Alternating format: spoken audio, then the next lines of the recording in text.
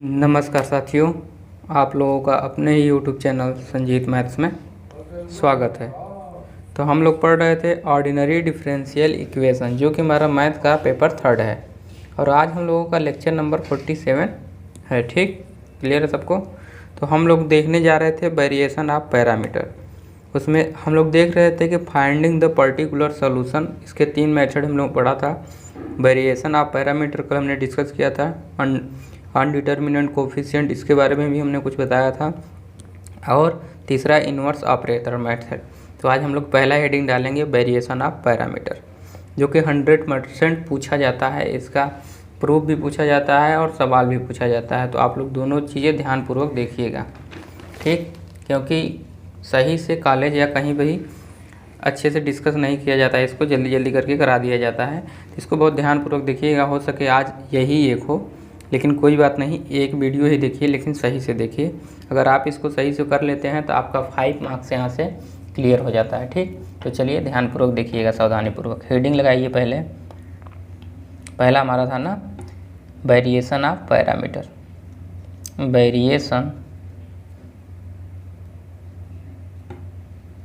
Variation of parameter.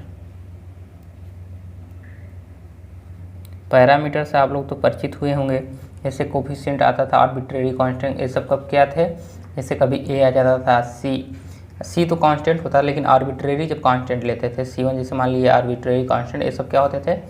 Parameter होते थे। लेकिन यहाँ जो पैरामीटर्स होंगे वो फंक्शन के रूप में रहेंगे। जैसे AX हो जाएंगे या अल्फा एक्स हो जाएंगे, ये सभी क्या रहेंगे? आर्बिट्रेरी कांस्टेंट ही रहेंगे, लेकिन ये फंक्शन के रूप में रहेंगे।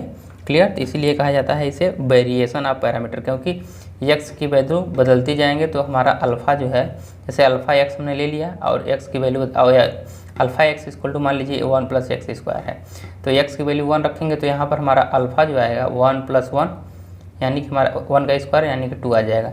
जब अल्फ़ा एक्स की वैल्यू 2 रखेंगे तो क्या आ जाएगा? 1 + 2 का स्क्वायर यानी कि 1 + 4 यानी कि 5।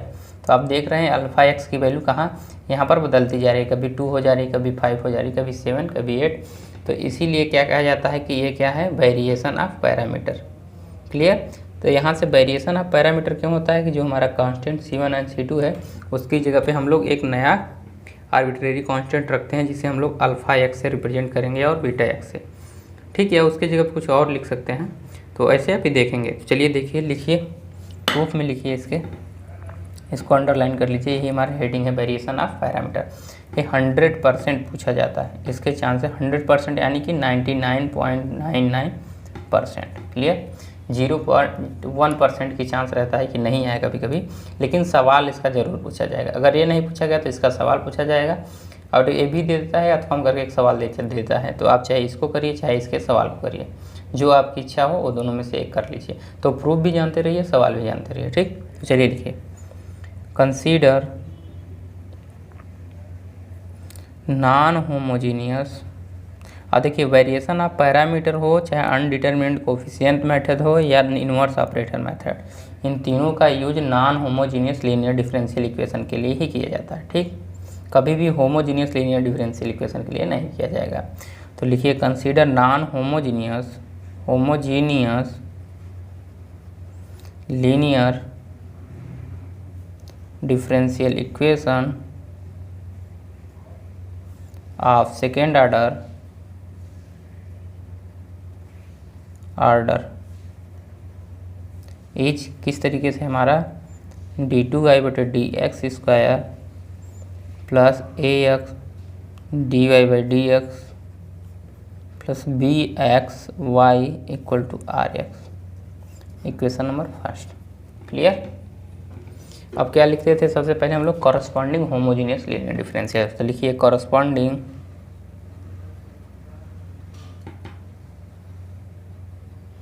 लीनियर होमोजीनियस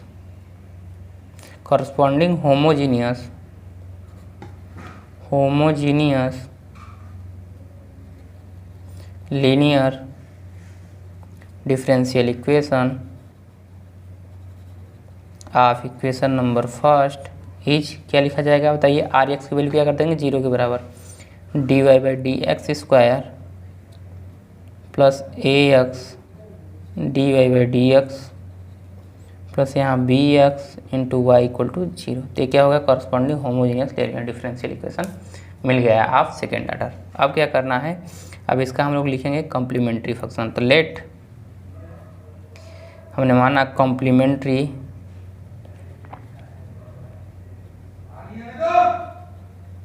फंक्शन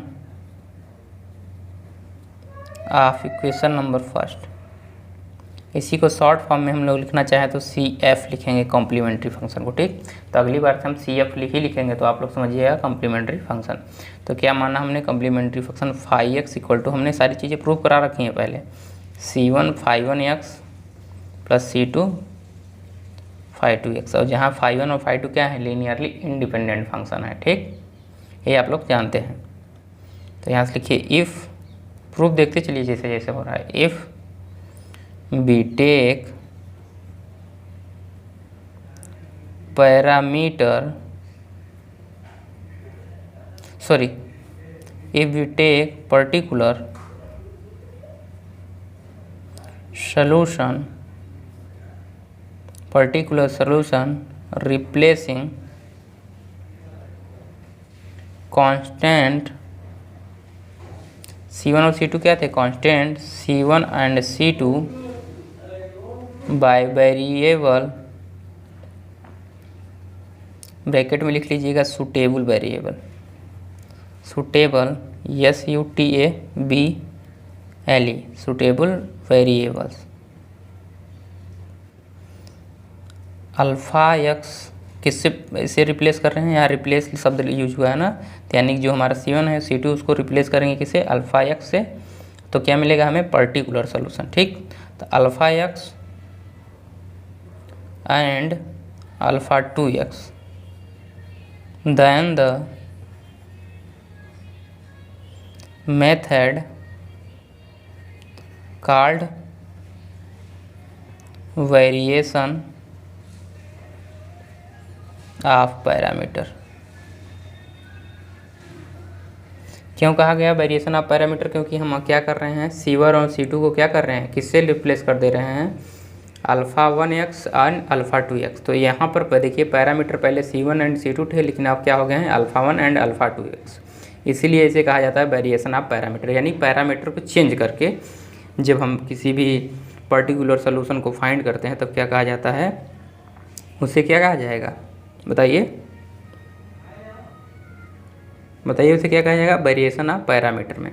तो लेट यहाँ लिखिए, लेट दिख रहा है सबको, हाँ चलिए ठीक, let y P x equal to क्या हो जाएगा, अल्फ़ा 1x, क्योंकि हम C1 को जब क्या रखें अल्फ़ा x और C2 को जब क्या रखेंगे अल्फ़ा 2x। तो लिखेंगे अल्फ़ा 1x फाई 1x, अब प्लस वाई पी एक्स जब क्या रखेंगे अल्फ़ा 2x फाई 2x। अब इसको कैसे ध्यान में रखेंगे, इसको देखिए क्या करना है, सबसे पहले कॉम्प्लीमेंट्री फंक्शन लिखना है और इसको याद रखिएगा कि कॉम्प्लीमेंट्री फंक्शन हमेशा लिखा जाता है phi x equal to C1 phi 1x plus C2 phi 2x। इस फॉर्म में लिखा जाता है जहाँ फाई 1 और फाई 2 दोनों क्या है, लीनियरली इंडिपेंडेंट फंक्शन। उसके बाद हम लोग क्या करेंगे, एक नया पैरामीटर मानेंगे अल्फ़ा 1 और अल्फ़ा 2, किसको रिप्लेस करके C1 एंड C2। तो लिखेंगे if we take particular solution, हमने एक पर्टिकुलर सोल्यूशन लिया y P x replacing constant alpha 1 sorry C1 and C2। हमने क्या किया, C1 एंड C2 को हटा दिया और यहीं पर हमने अल्फ़ा 1x से इसमें मल्टीप्लाई कर दिया और यहाँ पर x2 की जगह पे अल्फ़ा 2x से। तो जो ये अब इधर जो मिलेगा वो मिलेगा हमें वाई पी एक्स, यानी पर्टिकुलर सोल्यूशन मिलेगा। और पर्टिकुलर सोल्यूशन को क्या कहते हैं, कॉम्प्लीमेंट्री फंक्शन कहते हैं। क्या कहते हैं इसको, बताइए जल्दी से, हमने कल ये सारी चीज़ें बता रखी हैं। वाई पी एक्स को क्या कहा जाता है, किसी को कुछ पता है, पर्टिकुलर इंटीग्रल भी कहा जाता है पर्टिकुलर सोल्यूशन को। ठीक, तो हम लोग पर्टिकुलर इंटीग्रल यहाँ से पा जाएंगे। तो क्या होगा हमारा वाई पी एक्स क्या जाएगा, alpha 1x and phi 1x, alpha 2x and phi 2x। Clear यहाँ तक, चलिए तो यहाँ लिख लीजिए ये क्या है, बी क्या है ये, इसको एक इक्वेशन दे दीजिए, इक्वेशन नंबर थर्ड बी, यहाँ से लिखिए बी, इक्वेशन नंबर थर्ड के आगे ही लिखना है भी, पहले इसको लिख लीजिए, इसको इक्वेशन नंबर थर्ड है be particular integral integral of equation number first in interval I. Clear, interval I कहा जाता है वही एक्स के लिए, एक्स कहाँ से बिलोंग करेगा आई। अब आई क्या होगा वो आपको दिया रहेगा हमेशा। क्लियर है सबको, यहाँ तक बातें आगे बढ़ें। चलिए आगे चलते हैं। अब यहाँ से ध्यानपूर्वक देखिए, जैसे वाई पी एक्स क्या है, हमारा एक पर्टिकुलर सोल्यूशन है। और किसका सोल्यूशन है, वाई पी एक्स हमारा पर्टिकुलर सोल्यूशन है। और पर्टिकुलर सोल्यूशन है तो अगर हम इसको डिफरेंशियल इक्वेशन में पुट करेंगे तो हमें वो इक्वेशन क्या करेगा, सेटिस्फाई करेगा। लेकिन उससे पहले हमें पुट करने के लिए हमें क्या चाहिए, वाई पी डैश एक्स। तो देन हम लोग यहाँ निकाल लेते हैं पहले ही, then Y P dash x. अब क्या करना है, इसका एक बार डिफ्रेंशिएशन करना है, स्टेप फॉलो करते रहिए। इसका डिफ्रेंशिएशन करना है तो सवाल में भी ऐसे ही करेंगे। तो इसका एक बार डिफ्रेंशिएशन करेंगे तो हमें मिलेगा, देखिए ये भी वेरिएबल है क्योंकि इसमें एक्स का फंक्शन, ये भी एक्स का फंक्शन, ये भी एक्स, यानी कि दो फंक्शन एक दूसरे से मल्टीप्लीकेशन में है। क्लियर। तब चलिए एक को बाहर कीजिए, तो अल्फ़ा वन एक्स को बाहर करते हैं, दूसरी का क्या करेंगे, डिफ्रेंशिएशन, तो अल्फ़ा डैश एक्स। फिर यहाँ क्या करेंगे, इसी को अब देखिए alpha one dash x into phi one x. पहले का किए थे, पहले को बाहर किए, दूसरे का किए, पहले दूसरे का किए, पहले का बाहर किए। फिर यहाँ पर ऐसे करेंगे तो अल्फ़ा टू एक्स रहेगा into phi two dash x. और फिर क्या करेंगे, प्लस इसका क्या करेंगे, alpha two dash x into phi two X. इतनी बातें क्लियर हुई। चलिए तो यहाँ लिखिए, टेक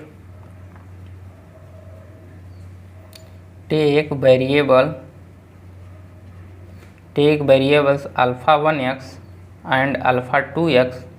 हमने alpha one and alpha two को किस प्रकार से लिया है, इसको डिफ्रेंशिएट करने के बाद वही alpha one and alpha to है जो यहाँ पर रिप्लेस हुए हैं। ठीक, किस प्रकार से हैं, alpha and alpha two x such that, इस प्रकार से लिए गए हैं यहाँ पर, उसी वो की चर्चा की जा रही है अब यहाँ पर। ठीक, कि alpha one and alpha to इस प्रकार से लिए गए हैं कि जो हमारा है value alpha one dash x and phi one x plus alpha two dash x and phi two x equal to क्या हो जाए, इक्वल टू जीरो हो जाए।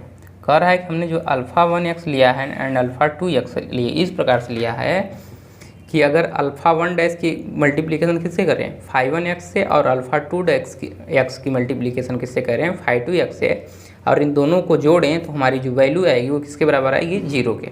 ये ऐसा हमने लिया है और हम लोग इस सवाल में भी ऐसा करेंगे। क्लियर, सबको क्लियर है। तो इसको मान लीजिए question number 4। Step by step follow करते चलिए, आपको सारी चीज़ें क्लियर होती चली जाएंगी। देन तब हम लोग क्या लिख सकते हैं, यहाँ पर वैल्यू पुट करेंगे इसकी, तो यहाँ पर क्या लिखेंगे, ध्यानपूर्वक देखिए। देन ऊपर वाले से इक्वेशन देखिए, तो यहाँ से देखेंगे अल्फ़ा वन एक्स है यहाँ पर, लेकिन यहाँ पर देखिए alpha one dash x and phi one x यहाँ है, और दूसरा देखिए alpha two x and phi two x है। तो इन दोनों को जब एक साथ कर लेंगे तो इसकी वैल्यू किसके बराबर हो जाएगी, दोनों को मिलाकर जीरो, क्योंकि alpha one dash x into phi one X, तो alpha dash x into phi one x plus alpha two dash x into phi two X. तो यहाँ देखिए alpha two dash into X into phi two x equal to क्या है, zero. तो इन दोनों की value क्या होगी, जीरो। तो क्या बचा यहाँ पर, ए वाला बचा टर्म और ए वाला, तो सीधे लिखेंगे। तो वाई पी डैश एक्स की वैल्यू क्या मिल गई हमें, alpha one x phi one dash x plus alpha two x into phi two dash x. Clear है सबको। तो हमें ये इक्वेशन मिला, तो इसको ब्रैकेट में कर लीजिएगा एक बार। जो हमें मिला है क्या, वाई पी एक्स, ये वाई पी डैश एक्स की। और देखिए ए वाला इक्वेशन ज़्यादा इंपॉर्टेंट है बजाय इसके। ठीक, तो इस इक्वेशन को ध्यान में रखिएगा, याद नहीं करना है, बस याद करना है कि इसमें एक बार वैल्यू हम लोग वेरिएबल का alpha x and alpha two को सच दैट इस प्रकार से लेंगे कि अल्फ़ा वन डैश एक्स, और जिसमें जो डैश हमेशा रहेगा उसको हमेशा जीरो करेंगे इसी की सहायता से, हमेशा ऐसा मानेंगे। और इसकी जो अल्फ़ा वन डैश रहेगा उसका डिफ्रेंशिएशन हमेशा हम लोग जीरो करेंगे, और उसको किस प्रकार से लिख देंगे, अल्फ़ा एक्स केवल रहे, उसका डिफ्रेंशिएशन वहाँ पर उपस्थित ना हो। तो हमारा वाई पी एक्स जो हमेशा लिखा जाएगा इस फॉर्म में लिखा जाएगा, इस वाले फॉर्म में, ना कि इस वाले में जिसमें अल्फ़ा वन डैश एक्स रहे। क्लियर। ये छोटी छोटी बातें कोई आपको बताता नहीं है, लेकिन हम यहाँ पर आप लोगों को एक्सप्लेन कर देते हैं। ठीक, तो यहाँ तक आप लोगों ने देखा। अब इसके आगे चलिए लिखते हैं। अब क्या करेंगे, इसको एक बार और डिफ्रेंशिएट करेंगे, क्योंकि हमें y double dash p x की भी ज़रूरत पड़ेगी। अभी जानते हैं कि जब डिफरेंशियल इक्वेशन लिखेंगे तो वहाँ लिखना पड़ेगा y p double dash x plus A x y P x plus b x into y P x equal to r x. तो हमें डबल डैश एक्स की भी वैल्यू चाहिए और वाई डबल डैश पी की भी वैल्यू चाहिए और वाई डैश पी की भी वैल्यू चाहिए। तो हम सारी चीज़ें पुट करेंगे उस इक्वेशन में, जिससे हमारा सलूशन आसानी से मिल जाए। और हमारा पूरा काम किस लिए हो रहा है, वाई पी एक्स को ढूंढने के लिए कि क्या होगा हमारा वाई पी एक्स। क्लियर है? ठीक। तो यहाँ से हम लोग क्या देखिए, वाई पी एक्स तो हम लोग जान चुके हैं कि वाई पी एक्स क्या है, और उसमें जो दो कांस्टेंट आए हैं अल्फ़ा 1 एंड अल्फ़ा 2, अगर हम उसकी वैल्यू मिल जाए हम लोगों को तो वाई पी एक्स हम लोगों को क्या होगा, मिल जाएगा। तो यही इसीलिए सारा काम हो रहा है। तो लिखिए, तब यहाँ से हम लोग लिख सकते हैं, इसको इधर कर लीजिए। अब यहाँ से लिखेंगे y p double dash x, यानी एक बार और डिफ्रेंशिएशन करेंगे जस्ट नीचे वाले डिफ्रेंशिएशन इक्वेशन को, जो नीचे वाला है। क्लियर? जो यहाँ पर अभी हमने लिखा है उस इक्वेशन को लिख रहे हैं। तो यहाँ से हम लोग लिखेंगे y p double dash x लिखेंगे, देखिए अल्फ़ा 1 डैश एक्स, और पहले से हमारा फाई 1 डैश एक्स था ही। अब फिर देखिए, अब अल्फ़ा 1 एक्स को बाहर ले लेंगे, अब फाई 1 का करेंगे तो क्या हो जाएगा, फाई 1 एक बार हुआ था तो यहाँ हो जाएगा फाई 1 डबल डैश एक्स हो जाएगा। क्लियर? अब प्लस क्या होगा यहाँ पर, देखिए अल्फ़ा 2 डैश एक्स इंटू हमारा फाई 2 डैश एक्स था ही। क्लियर है? दिख रहा है सबको ना? अब यहाँ से देखिए प्लस, अब क्या होगा अल्फ़ा 2 एक्स जो कि डिफरेंशियल में ले, अब अल्फ़ा 2 एक बार था तो एक बार और हो जाएगा डबल डैश एक्स। तो ये हमारा इक्वेशन आया। क्लियर? क्लियर है? अब चलिए ध्यानपूर्वक देखेंगे अगर आप लोग, तो यहाँ पर alpha 1 dash x and phi 1 dash x, चलिए अभी देखिए लिख देते हैं इसको, ध्यानपूर्वक देखिएगा, सावधानीपूर्वक देखेंगे। तो अब कैसे कैसे लिखेंगे, तो यहाँ से लिख सकते हैं y p double dash x, इसी को अरेंज करेंगे अब थोड़ा।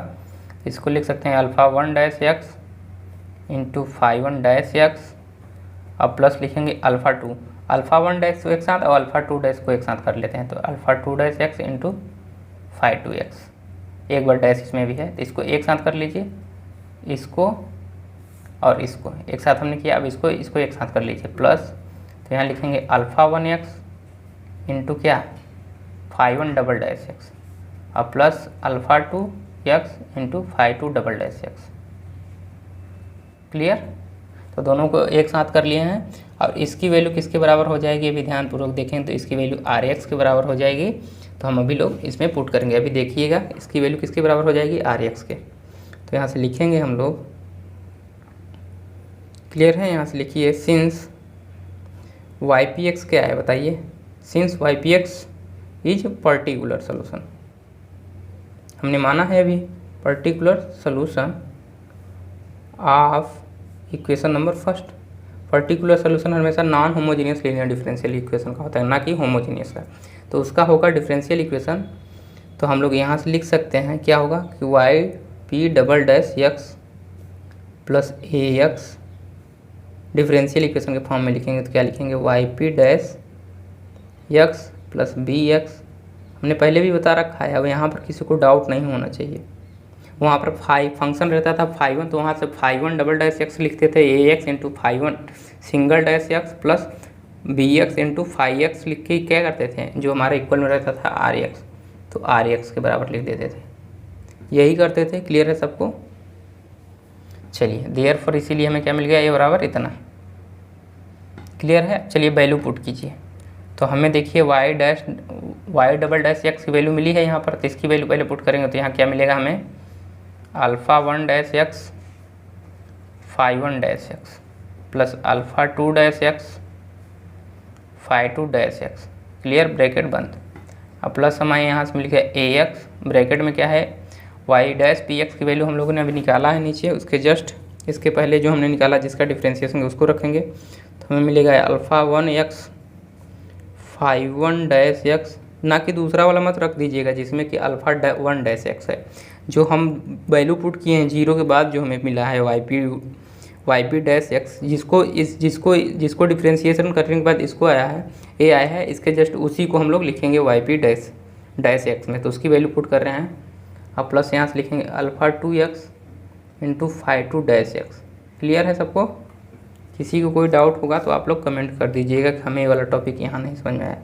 अब प्लस हमारा यहाँ बी एक्स रहेगा ही, और वैल्यू वाई पी एक्स की वैल्यू हमने क्या मानी है उसको बताइए।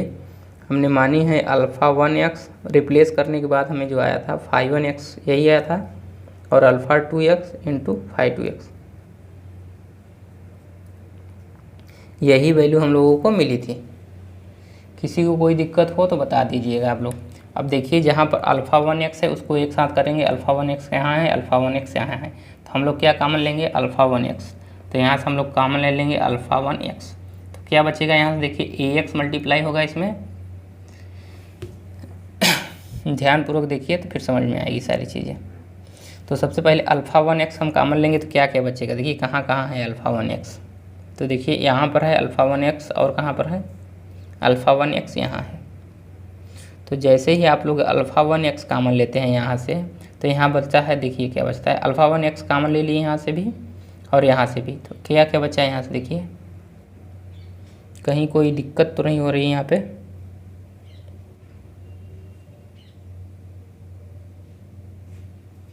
चलिए कुछ चीज़ें देखिए यहाँ पर छूट गई हैं, आप लोग ध्यान नहीं दिए, हमने एक ही पार्ट लिखा है यहाँ पर अभी, ए वाला पार्ट, और ए वाला पार्ट देखिए नीचे वाला छूट गया है यहाँ लिखते समय, तो यहीं पर लिख लीजिएगा, इसके आगे और प्लस करके एक, इस प्लस के जस्ट पहले ए वाला प्लस लिखना पड़ेगा, तो इसको लिख लीजिएगा, क्या होगा alpha x phi 1 double dash x plus alpha 2x into phi 2 double dash x। कुछ टर्म्स छूट गए थे, इसका इधर वाला अब ए ब्रैकेट हटा लीजिए और यहाँ ब्रैकेट लगाइएगा, और इसके तुरंत बाद तब ए वाला कहाँ से स्टार्ट होगा, यहाँ से, क्लियर, प्लस करके। सबको समझ में आया क्या छूटा था, हमने बताया, हमने एक ही ऊपर वाला टर्म लिखा था, ये वाला नहीं लिख पाया, नहीं ध्यान दी होगा, तो कभी कभी मिस्टेक हो जाता है, तो आप लोग ध्यान देते रहिएगा, ठीक। तो अल्फ़ा 1x जैसे ही कॉमन लेंगे तो यहाँ से क्या बचेगा, देखिए अल्फ़ा 1x यहाँ भी है, तो यहाँ से बचेगा phi 1 double dash x, phi 1 double dash x, clear है, प्लस अब जैसे देखिए अल्फ़ा 1x यहाँ से कॉमन है, तो ax यहाँ है, तो इसमें मल्टीप्लिकेशन होगा तो बचेगा ax, और क्या बचेगा phi 1 dash x, phi 1 dash x, clear. यहाँ से भी कॉमन हो गया अल्फ़ा 1x, अब क्या यहाँ बचा है अल्फ़ा 1x यहाँ, तो अल्फ़ा 1x यहाँ कॉमन होगा, लेकिन ये bx इसमें मल्टीप्लाई होगा तो क्या हो जाएगा यहाँ से bx into phi 1x, direct कर रहे हैं सारी चीज़ें, तो आप लोग ध्यानपूर्वक देखते रहिए, समझते रहिए, क्लियर। आप लोगों को भी एग्जाम में ऐसे ही डायरेक्ट मल्टीप्लिकेशन करके एडिशन करके लिखना होगा, तो ये सारी छोटी छोटी चीज़ें बहुत ध्यानपूर्वक देखा करिए आप लोग। अब देखिए अब क्या करेंगे हम लोग, अभी हमने एक स्टेप किया है, ठीक, क्लियर है, सबको दिख रहा है अच्छे से ना,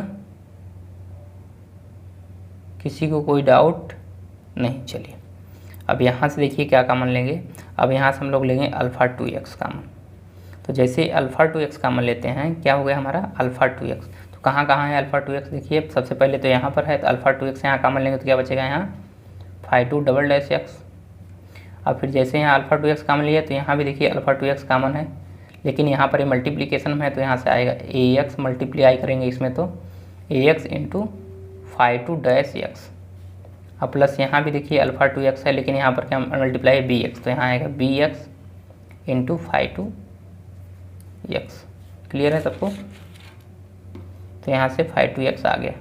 अब फिर प्लस में क्या आएगा, ब्रैकेट बंद कर लीजिए, प्लस, अब क्या कॉमन लेंगे, ऐसे ही सारी चीज़ें कॉमन लेते चले जाएगा और सभी को एक साथ लिखेंगे, क्योंकि इसकी वैल्यू हमें पता है और इसकी भी वैल्यू हमें पता है, इसलिए वैल्यू पुट करने के लिए सबको एक साथ कर ले रहे हैं, तो हमेशा सबको एक साथ करना है। तो यहाँ बचा हमें, अब क्या क्या बचा उसको देख लेते हैं।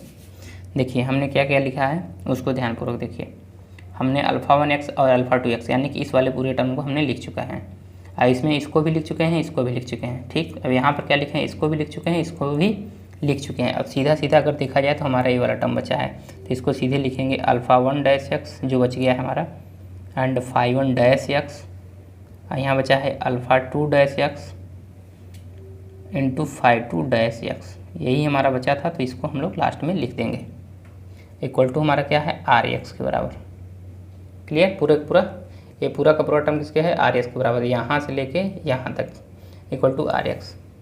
अब यहाँ पर ध्यानपूर्वक देखिए, since phi 1x and phi 2x are solution of equation number second, हमने पहले भी बता दिया था कि इक्वेशन 5(1)x एंड 5(2)x क्या है, लीनियरली इंडिपेंडेंट, और सॉल्यूशन है किसके, होमोजीनियस लीनियर डिफरेंशियल इक्वेशन के 2 सॉल्यूशन थे। तभी हमने लिख पाया था क्या, 5x = 5 C1 5(1)x and C2 5(2)x। Clear.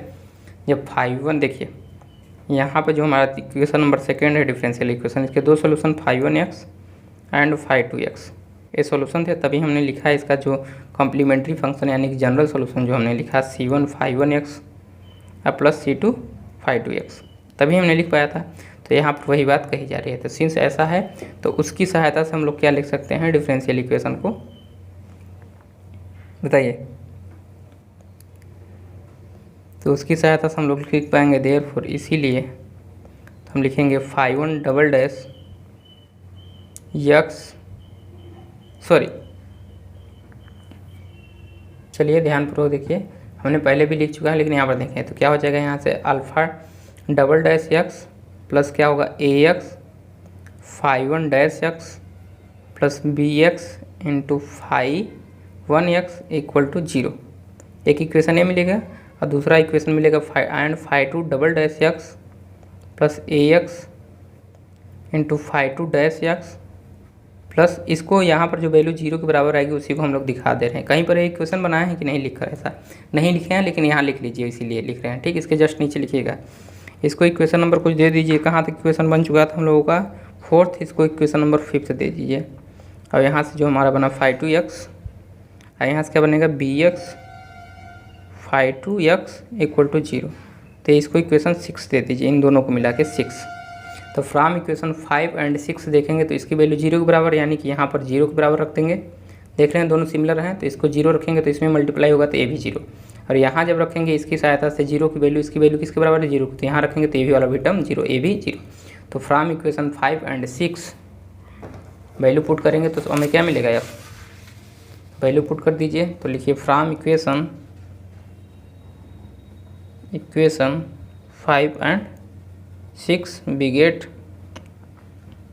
यहाँ से क्या मिलेगा, देखिए जैसे वैल्यू इसकी यहाँ पुट करेंगे तो 0, तो यहाँ हो जाएगा α1x इंटू 0, यहाँ मिलेगा α2x इंटू 0 और प्लस हमारा इधर वाला बचा रह जाएगा क्योंकि इसमें α'(x) है इंटू 5(1)x है प्लस यहाँ पर α2'(x) है इंटू यहाँ पर 5(2)x है इक्वल टू यहाँ पर किसके बराबर है rx के। तो ये देखिए वैल्यू 0 है, ये भी 0, तो ये दोनों 0 हो जाएंगे। तो क्या बचेगा, यहाँ से हमें मिलेगा यहाँ से α1'(x into 5(1)x plus α2'(x into 5(2)x equal to क्या rx। इसको इक्वेशन नंबर 7 दे दीजिए। क्लियर है सबको, ये वैल्यू कैसे आई है, यहाँ से वैल्यू हमने पुट किया है। तो ठीक, अभी आप लोगों को डिफ़िकल्ट लग रहा होगा लेकिन 1-2 बार जब आप पढ़ लेंगे इसको तो ये सारी चीज़ें इजी लगने लगेंगी। नाउ अब क्या करेंगे हम लोग, अब हमें निकालना है 5(1)x की वैल्यू एंड 5(2)x की वैल्यू। जैसे ही 5(1) एंड 5(2)x की वैल्यू मिलेगी वैसे ही हम लोग जनरल सोल्यूशन निकाल लेंगे। अब हमें क्या चाहिए, जनरल सोल्यूशन ही चाहिए। क्लियर। तो अब हम लोग हमें क्या निकालना है, α1'(x एंड α2'(x) की वैल्यू। ठीक, तभी हम पर्टिकुलर सोल्यूशन निकाल पाएंगे। तो चलिए अब इसके लिए सहायता करते क्या करते हैं, इसके लिए नाउ इस इक्वेशन को सॉल्व करने के लिए करेंगे, यहाँ पर 5(2)x, ध्यानपूर्वक देखते चलिए क्या हो रहा है। इक्वेशन नंबर जो हमने अभी ऊपर बाना था α1'(x into 5(1)x and α2'(x 5(2)x, आप लोग देखिए जहाँ पर हमने वेरिएशन किया है। ठीक, तो वो कौन सा इक्वेशन था, इक्वेशन नंबर 4। तो इसको लिखिए इक्वेशन नंबर 4। अपने कॉपी में देखिए इक्वेशन नंबर 4 क्या है, उसी में हम क्या कर रहे हैं, α2'(x से मल्टीप्लाई कर रहे हैं और फिर माइनस क्या कर रहे हैं 5(2)(x। क्लियर हो रही है सबको बातें।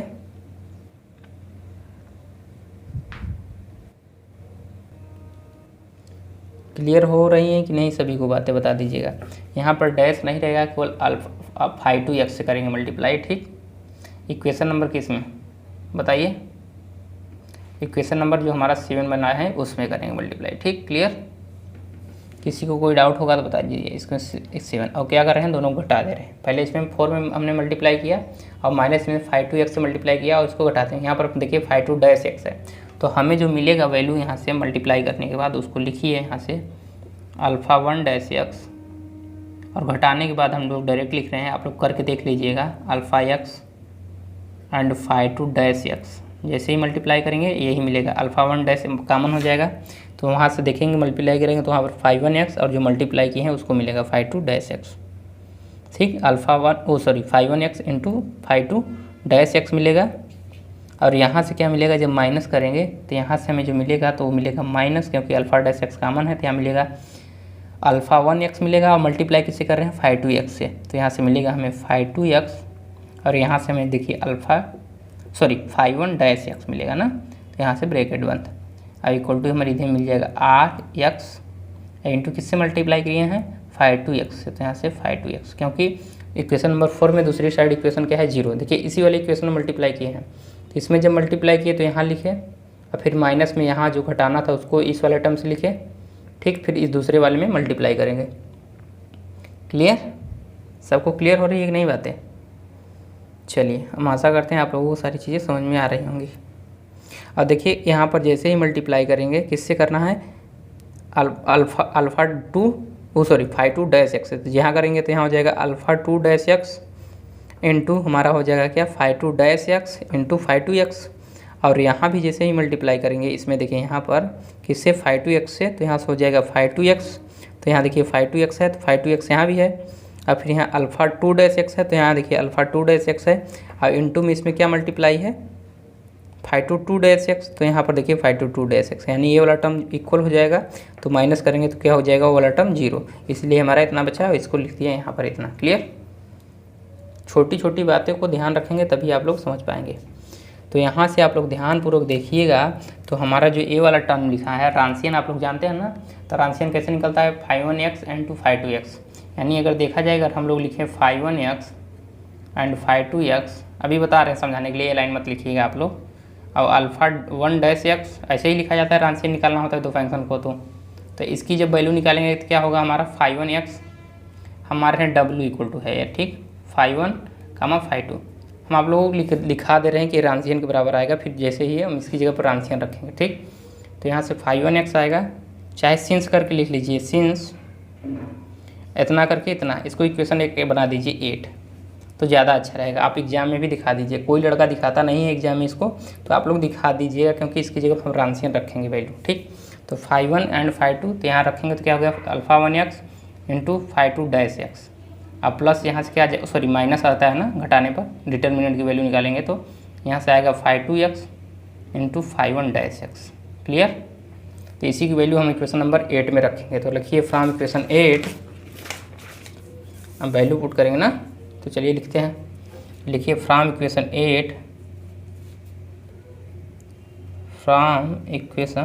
8 ऐसी वजह से लड़कों का नंबर कम होता है, उनको लिखने का तरीका ही नहीं पता रहता। फ्रॉम इक्वेशन 8, तो 8 में जैसे ही वैल्यू पुट करेंगे तो अब हमें क्या मिल जाएगा, बताइए, अल्फ़ा 1 डैश एक्स इंटू उसकी जब क्या रखेंगे W, phi 1 x comma phi 2 x, ये क्या है, रांशियन के अंदर लिखा गया है, यानी कि डब्लू से हमसे मतलब है, इससे नहीं मतलब है, ये तो दिखाने के लिए है कि इनका रांशियन लिया गया है। अब इसके जगह पे आप इसको नहीं लिखेंगे, केवल डब्लू लिखेंगे, तो आप लोग समझते चलिएगा कि इसके अंदर डब्लू है, जैसे वाई एक्स को हम सीधे क्या लिखते थे, वाई, हम और पता रहता था कि इसके अंदर एक्स है, ये फंक्शन दिखाता है किसका फंक्शन, उसी प्रकार रांशियन, हम आप लोगों को रांशियन भी पढ़ा चुके हैं, ध्यानपूर्वक जाके जो लोग लेक्चर नहीं लिए हैं वो लोग, हम आप कहे हैं कि टेलीग्राम आईडी जो हमारा है उस पर ज्वाइन हो लीजिए, और जिनको चाहिए पूरा लेक्चर वो मैसेज कर सकते हैं SANJEET_K79 पे पर्सनली मैसेज कर दीजिएगा, उसके बाद हम आपको जो प्राइवेट ग्रुप है उसमें हम आपको ऐड कर देंगे, ठीक, क्लियर है, तो सारी चीज़ें वहाँ पर आप जाके पढ़ सकते हैं।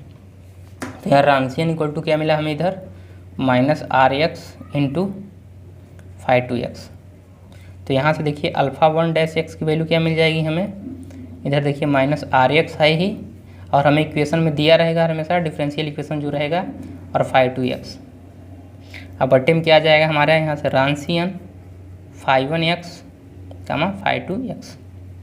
क्लियर, और हमें ये भी मिल पता रहेगा phi 1 x and phi 2 x कहाँ से पता हो जाएगा, पता है आप लोगों को ना, जैसे ही हम उसका होमोजीनियस लीनियर डिफरेंशियल इक्वेशन लिखेंगे तो यहाँ से phi 1 x and phi 2 x मिल जाएगा, क्योंकि उसके 2 रूट मिलेंगे, और तो 2 रूट मिलेंगे तो 2 हमें क्या मिलेंगे, फंक्शन, तो वही दोनों जो फंक्शन मिलेंगे वो क्या हो जाएंगे हमारे क्या हो जाएंगे वो, वही हमारा 5n(x) एंड 5(2x), यानी हमें ये भी पता है डिफरेंशियल इक्वेशन से, हमें ये भी पता है डिफरेंशियल इक्वेशन को सॉल्व करने पर उसके होमोजेनियस डिफरेंशियल इक्वेशन, यानी ये सारी चीज़ें पता हो गई।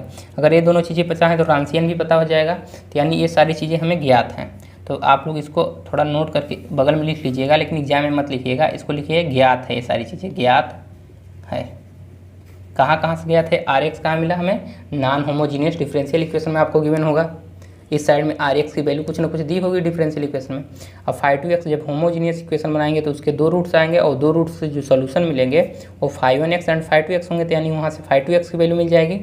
क्लियर। उसके बाद 5(1) और 5(2x) की वैल्यू तो हमें मिली है, तो वहाँ से क्या मिल जाएगा, रांसियन निकालना आप लोग सीखें तो रांसियन मिल जाएगी, यानी पूरी की वैल्यू क्या मिल गई हमें, इसकी वैल्यू हमें मिली है। और यहाँ ध्यान रखिएगा कि रांसियन कभी भी यहाँ 0 नहीं होगा, क्योंकि क्या है, ये लीनियरली इंडिपेंडेंट। हम बताए हैं कि दो चीज़ों का रांसियन का जब 0 नहीं होता है तभी वो क्या होता है, लीनियरली इंडिपेंडेंट। तो यहाँ नोट करके लिख लीजिएगा, सिंस W ये बटे में है इसलिए इसी भी लिखेंगे, 0 दिखा दीजिएगा एक बार, बिकॉज क्यों 0 नहीं है कि 5(1) एंड 5(2) क्या है हमारा, लीनियरली इंडिपेंडेंट। क्लियर। चलिए तब हमें देखिए अल्फ़ा 1x की चाहिए तो डैश की है, तो मान लीजिए अगर हम कहें आपको कि देखिए dy/dx इक्वल टू, अगर हम कह दें यहाँ पर fx है, अब हमें चाहिए dy/dx की वैल्यू, तो हम क्या करते थे, dy/dx इधर कर देते थे fx इंटू dx, यानी कि इसका इंटीग्रेशन कर देते थे। तो हमें डिफ्रेंशिएशन पता है तो क्या करते हैं, इसका इंटीग्रेशन जैसे करेंगे तो हमें पता चल जाएगा अल्फ़ा एक्स। तो लिखिए यहाँ से इंटीग्रेशन करके लिखिए, तो हम अगर अल्फ़ा एक्स वैल्यू लिखना चाहें तो क्या हो जाएगा, इंटीग्रेट कर देंगे तो हमें मिलेगा, तो यहाँ से माइनस रहेगा ही, आर एक्स इंटू क्या हो जाएगा 5(2x) और बटे में W, ये सारी चीज़ें पता हैं, 5(1x) 5(2x). क्लियर। ये रांसियन है, ये इसमें फंक्शन की वैल्यू नहीं रखना है, सीधे रांसियन निकाल कर रखना है। इधर क्या हो जाएगा dx। क्लियर है। तो यहाँ से हमें क्या मिल गया, अल्फ़ा 1x। तो अल्फ़ा 1x की हमने वैल्यू निकाल ली है। अब हमें अल्फ़ा 1x की वैल्यू निकाल ली है तो हम मल्टीप्लाई करेंगे उसमें, तो किस में, 5(1x) में। तो एक पार्ट तो मिल गया, दूसरा पार्ट बचा है, हमें क्या चाहिए था, ypx इक्वल टू हमारा क्या था, अल्फ़ा 1x था इंटू 5(1x) था। अब 5(1x) तो हमें पता है, लेकिन अल्फ़ा 1x नहीं पता था, लेकिन अब अल्फ़ा 1x भी पता चल गया, तो यानी ए वाला पूरा पार्ट पता चल गया। अब बचा क्या, अल्फ़ा 2x इंटू 5(2x). तो देखिए हमें अल्फ़ा 2x नहीं पता है, लेकिन अल्फ़ा 2x 5(2x) पता है।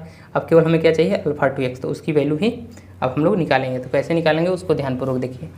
तो आर इसको क्या लिख सकते हैं, इसी वाले को, alpha x equal to minus r x into 5(2x) dx बटे केवल W लिख सकते हैं। अब W का मतलब होता है कि इसमें है, तो रांसियन कहने का इसका भी मतलब है कि W यानी कि रांसियन, इसको लिखें चाहे ना लिखें, ठीक, वो तो डिनोट करता है कि किसका रांसियन लिया गया है। तो यहाँ W लिखेंगे तो हम ऊपर दिखा दें कि रांसियन किसका है, 5(1x) एंड 5(2x) का।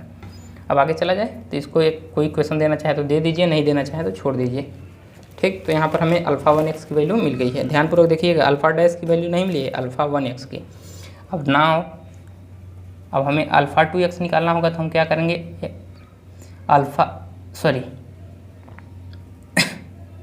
5(1)x की मल्टीप्लाई करेंगे, 5(1x) की वैल्यू मल्टीप्लाई करेंगे किसमें, इक्वेशन नंबर हमारा 4 जो था, और माइनस अब 5(1x) की वैल्यू मल्टीप्लाई करेंगे।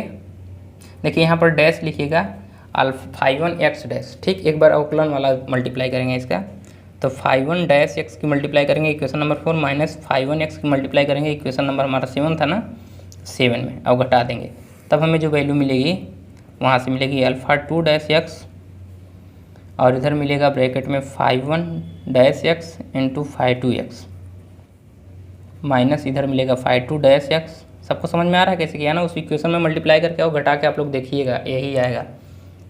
तो यहाँ से मिल जाएगा हमें, क्या मिलेगा, 5(1)x।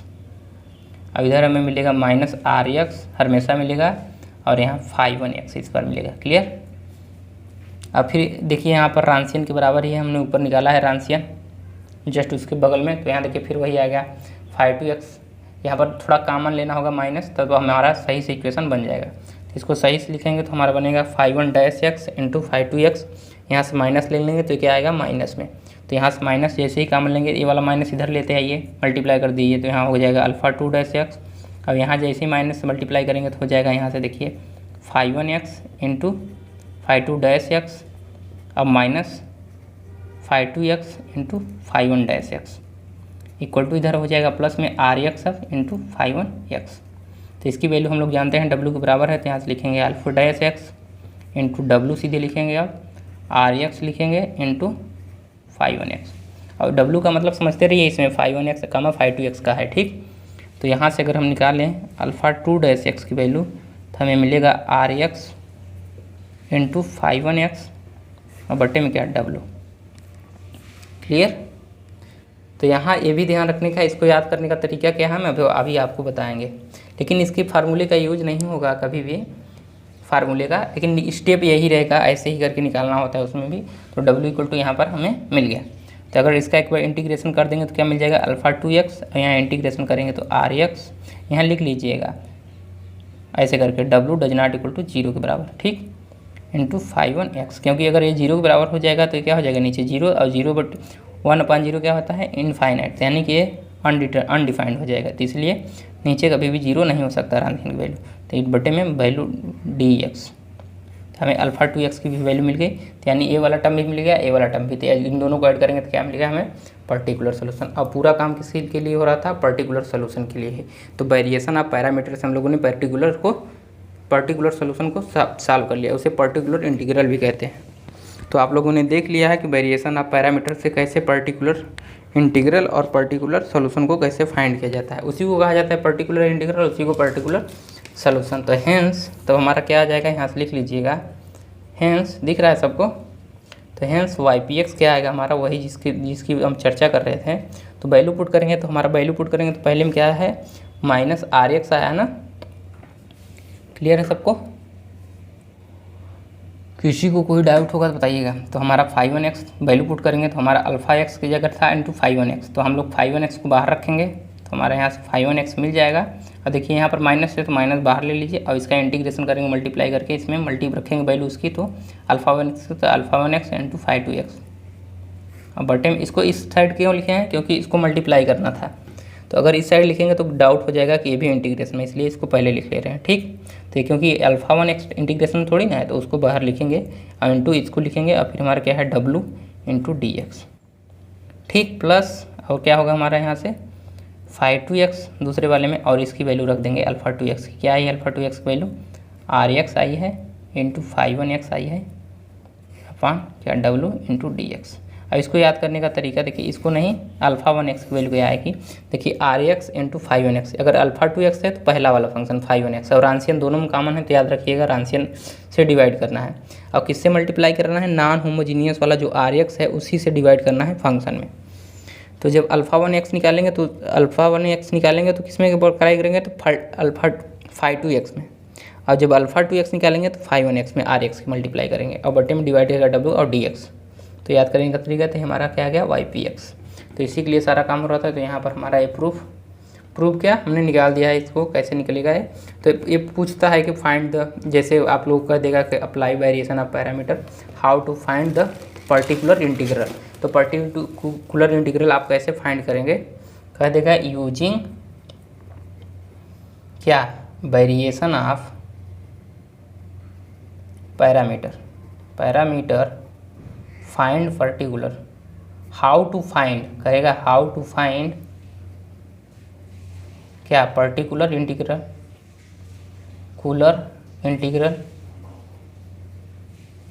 और इसी को क्या बोला जाता है नाम, पर्टिकुलर इंटीग्रल या पर्टिकुलर सोल्यूशन। तो जो चीज़ें कहना चाहें वो कह सकते हैं, particular solution of given differential equation, of given non homogeneous differential equation of second order, ठीक।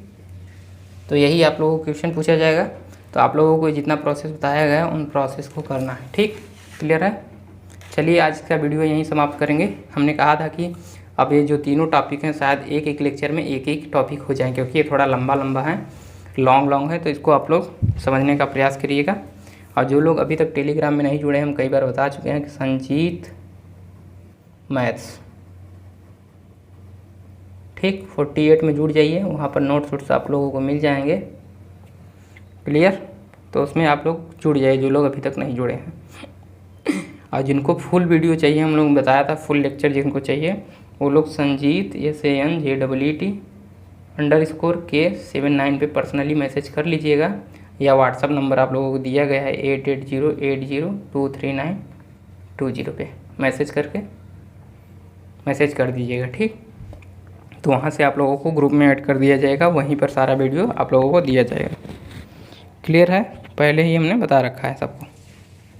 तो चलिए, अगर वीडियो आप लोगों को पसंद आई होगी तो वीडियो को लाइक करें, चैनल को सब्सक्राइब करें, और आप शेयर करना चाहें तो शेयर भी कर सकते हैं। ठीक, तो मेरा उद्देश्य है आप लोगों को समझ में आना, तो आप लोगों को समझ में आए यही बहुत है। ठीक, तो आप लोग बताइएगा आप लोगों की सारी चीज़ें समझ में आ रही हैं कि नहीं। कल हम इस पर सवाल देखेंगे, इस पे जितने भी सवाल बनेंगे वेरिएशन ऑफ पैरामीटर से, इसको ख़त्म करने के बाद सवाल जस्ट इसके बाद अब पूरा सवाल ही रहेगा। तो लगभग 4 से 5 सवाल हैं इंपॉर्टेंट क्वेश्चन, तो उसको हम लोग 5 सवाल कर लेंगे। उसके बाद हम लोग चलेंगे किस पे, अनडिटरमिनेंट कोफिशिएंट मेथड, किसके लिए, फाइंडिंग पर्टिकुलर इंटीग्रल। तो ये सारा काम पर्टिकुलर इंटीग्रल के लिए हो रहा है। 3 मेथड हमने बताया है, क्या, वेरिएशन ऑफ पैरामीटर जो कि आज हमने देख लिया प्रूफ उसका, दूसरा है अनडिटरमिनेंट कोफिशिएंट मेथड जो कि हम सवाल ख़त्म करने के बाद चलेंगे लेक्चर के बाद, और उसके बाद हमारा है इन्वर्स ऑपरेटर मेथड।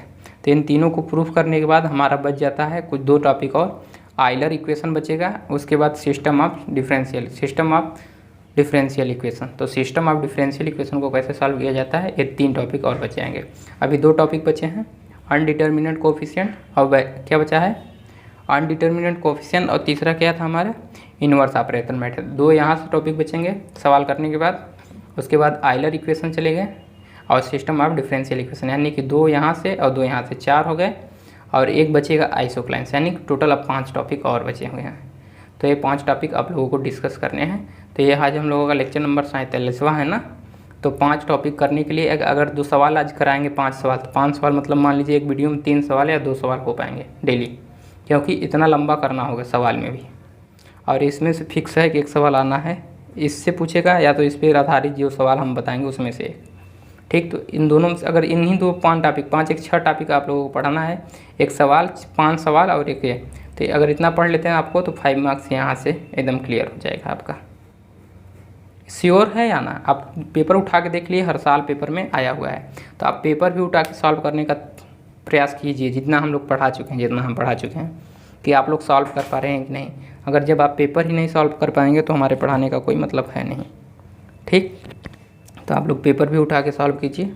तो आशा करते हैं आप लोग पेपर सॉल्व कर पा रहे होंगे। ठीक, और जो नहीं कर पा रहे हैं वो लोग मैसेज कर देंगे किस पे, उसी ग्रुप में जो हमने बताया है पर्सनल 79, कि हमसे ये वाला सवाल नहीं सॉल्व हो रहा है, वहाँ सेंड कर दीजिएगा। क्लियर, चाहे व्हाट्सएप पे सेंड कर दीजिएगा, लेकिन फ़ोन करना हो तो हमने बताया कि 7 PM पे कुछ भी पूछना हो, 7 PM पे शाम को ही कॉल कीजिएगा, सुबह में मत कीजिएगा, क्योंकि उसी टाइम पे हम खाली रहते हैं। क्लियर, और 7 से 8 के ही बीच में कीजिएगा, फिर उसके बाद मत कीजिएगा, इसी के 7 और 8 PM के बीच में ही कीजिएगा।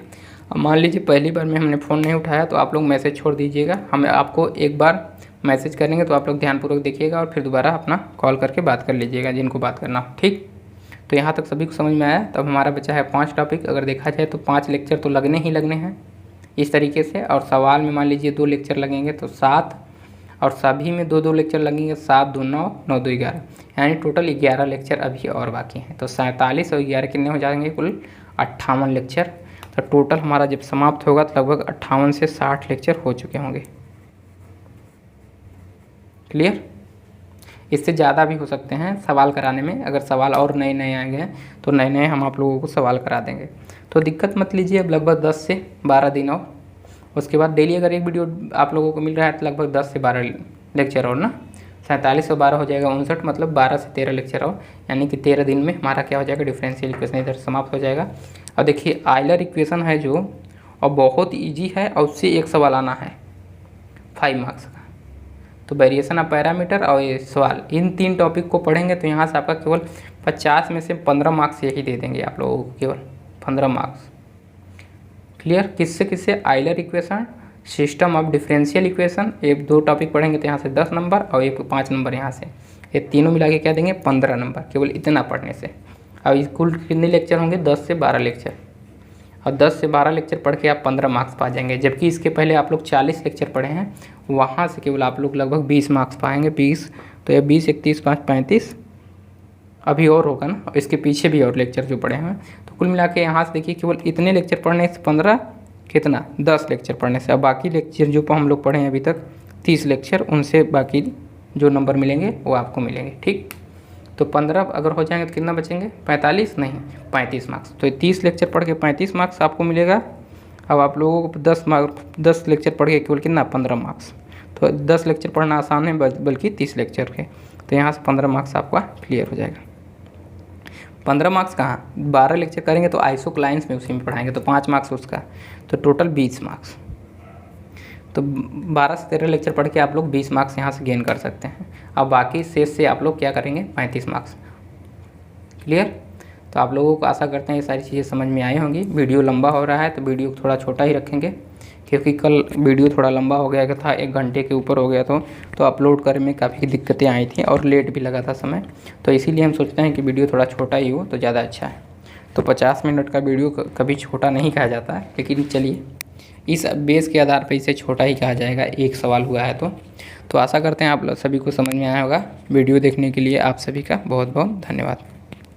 ठीक, जो भी डाउट हो आप लोग पूछ सकते हैं, और जिनको डाउट हो कि कैसे पढ़ा जाए ये सारी चीज़ें जिनको चाहिए तो आप लोग बता दीजिएगा। जब आप कमेंट करते हैं तभी वीडियो शूट किया जाएगा उन सभी टॉपिक से रिलेटेड।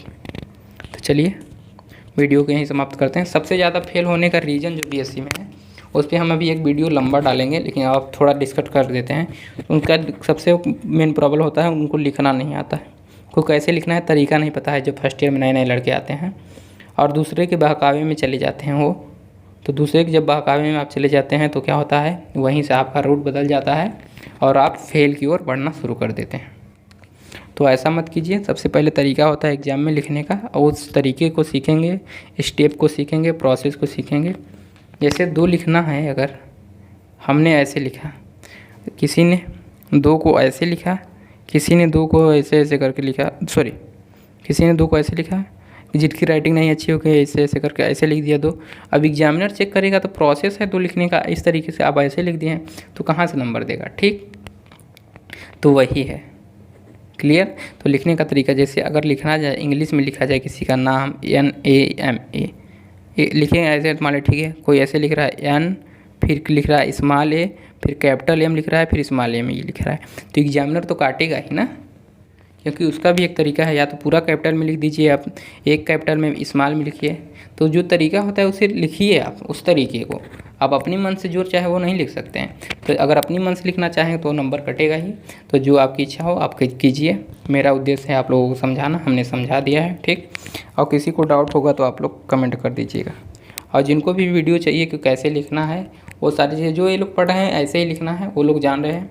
लेकिन जो कुछ लोग वीडियो लेक्चर नहीं देख रहे हैं, केवल उनको ये चाहिए कि कैसे लिखना है, तो वो लोग कमेंट कर देंगे तो हम बता देंगे उनको। ठीक, चलिए इस वीडियो को अब यहीं समाप्त करते हैं। धन्यवाद आप सभी का।